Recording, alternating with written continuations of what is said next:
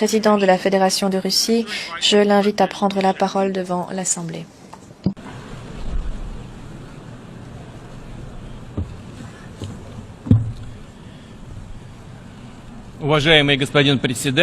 Monsieur le Président, Monsieur le Secrétaire général, Mesdames et Messieurs les chefs d'État et de gouvernement, Mesdames et Messieurs,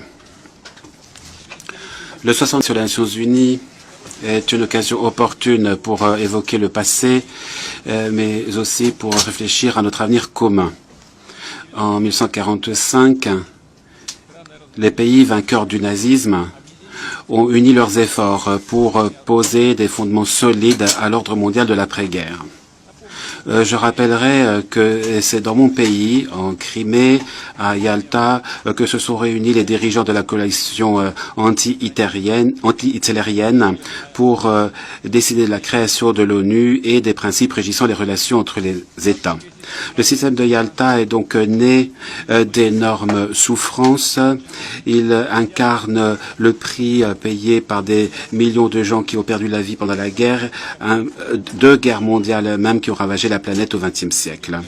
Et soyons ici objectifs, c'est ce système qui a aidé l'humanité à traverser des événements turbulents ensuite, parfois dramatiques, et qui à préserver le monde de bouleversements plus grands encore.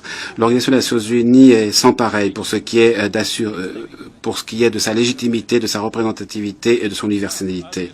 Or, ces derniers temps, l'ONU se trouve de plus en plus souvent critiquée parce qu'elle manquerait d'efficacité. Nous espérons reprendre la coopération bilatérale dans tous les domaines. Nous saluons la représentation diplomatique du Mali. Nous avons un partenariat de longue durée et nous espérons le renforcement de ces relations.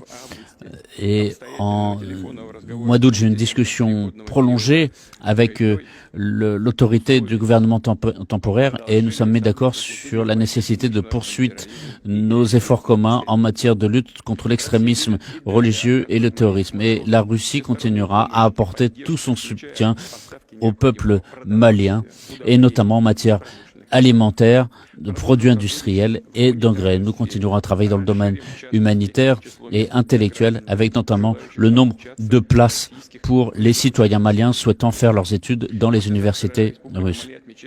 Après-demain, le Mali fêtera son indépendance et nous souhaitons sincèrement tous les Maliens pour cette fête.